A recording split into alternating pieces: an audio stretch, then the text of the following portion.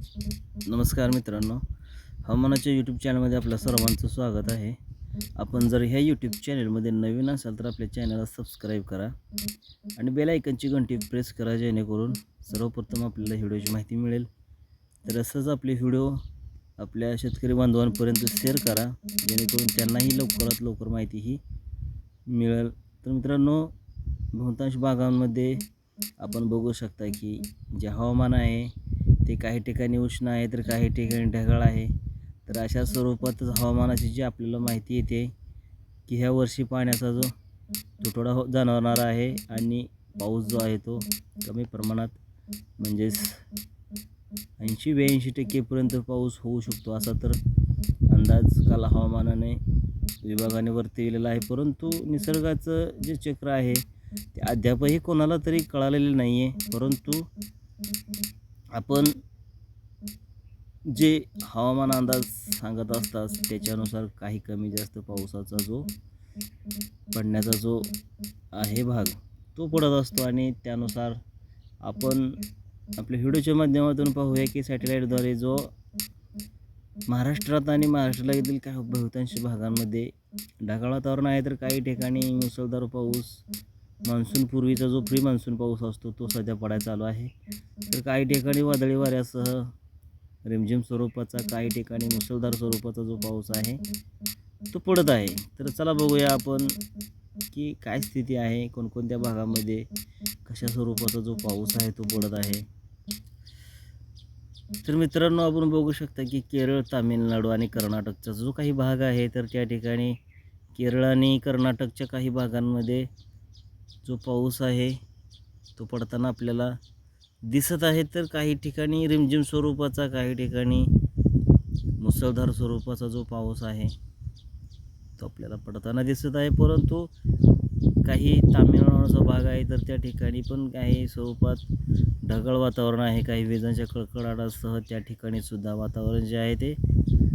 पावसाचं तयार होत आहे आणि मान्सून फ्री पाऊस जो आहे तो त्या भागामध्ये पडत आहे. तर कर्नाटकचा काही भाग आहे तर त्यामध्ये सुद्धा आपण बघू शकता की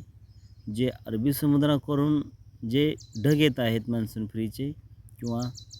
जे काही वातावरण तयार होत आहे तर ते आपण बघू शकता की कर्नाटक, काही तामिळनाडू, काही केरळचा भाग जो आहे तो त्याच्यामध्ये आपल्याला ढगांची जी व्याप्ती आहे, दाटी आहे ते आपल्याला पाहायला मिळत आहे. तर आपण बघू शकता की काही बिहार, ओडिसाचा जो काही भाग आहे तर या भागामध्ये सुद्धा आपल्याला विजांच्या कडकडाटासह आपण बघू शकता की जे सॅटेलाईटद्वारे जे दृश्य दिसत आहे आपल्याला, तर बंगालच्या उपमहासागरालगतील ओडिसा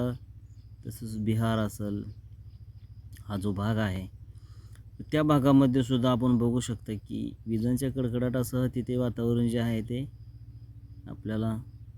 मुसळधार पावसाची ज्या भागामध्ये शक्यता आहे, जो सागरी भाग आहे त्या भागामध्ये आपण बघू शकता की त्या ठिकाणी सुद्धा वातावरण जे आहे ते मान्सून फ्रीचं आपल्याला पाहायला मिळत आहे. तर आपण महाराष्ट्रालगतील जो काही भाग आहे तर महाराष्ट्रालगतील आणि अरबी समुद्र क्षेत्रालगतील मुंबई असेल, सातारा, सांगली, कोल्हापूर हा जो भाग आहे या भागामध्ये सुद्धा आपण बघू शकता की काही ठिकाणी विजा व ढगांच्या कडकडाटाचा जो दृश्य आहे तो आपण सॅटेलाईटद्वारे बघू शकता आणि त्या ठिकाणी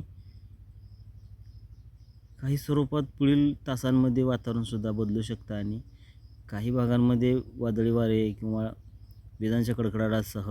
काही ठिकाणी मुसळधार, काही ठिकाणी रिमझिम स्वरूपाचा जो पाऊस आहे तो पडू शकतो. तर मित्रांनो, आपण बघू शकता की काही राजस्थान, काही सिक्कीमचा भाग, काही मध्य प्रदेश, उत्तर प्रदेशचा जो काही भाग आहे त्या ठिकाणी सुद्धा वातावरण जे आहे ते ढगाळ आहे आणि काही स्वरूपात जो उष्णतेचा जो प्रकोप आहे तो काही ठिकाणी कमी जास्त स्वरूपात आपल्याला पाहायला मिळत आहे. तर पुढील काही दिवसांमध्ये जो वातावरण आहे ते सतत बदलत असून काही ठिकाणी रिमझिम स्वरूपाचा तर काही ठिकाणी मुसळधार स्वरूपाचा जो पाऊस आहे तो पडू शकतो. तर पुढील 3 ते 4 तारखेपर्यंत जो महाराष्ट्रातील हवामान अंदाज आहे तो आपण बघू शकता की महाराष्ट्रात आणि महाराष्ट्रातील काही बहुतांश भागांमध्ये पाऊस जो आहे तो पडू शकतो आणि त्या ठिकाणी वातावरण जे आहे ते सध्या आपण पाहत आहात की जे पावसाचं सर्कल तयार झालेलं आहे, जसं कर्नाटक असेल, केरळ असेल, तामिळनाडू असेल, महाराष्ट्र असेल, तर त्या भागामध्ये काही ठिकाणी पाऊस जो आहे तो चांगल्या स्वरूपाचा पडू शकतो. त्यासाठी आपण आपल्या चॅनेलच्या माध्यमातून आपल्याला माहिती देण्याचा प्रयत्न करणार आहोत, परंतु आपण आपल्या चॅनलला नक्की सबस्क्राईब करा आणि आपले व्हिडिओ शेअर करा, जेणेकरून सर्वप्रथम आपल्याला माहिती मिळेल. तर धन्यवाद मित्रांनो, आपला दिवस शुभ असो.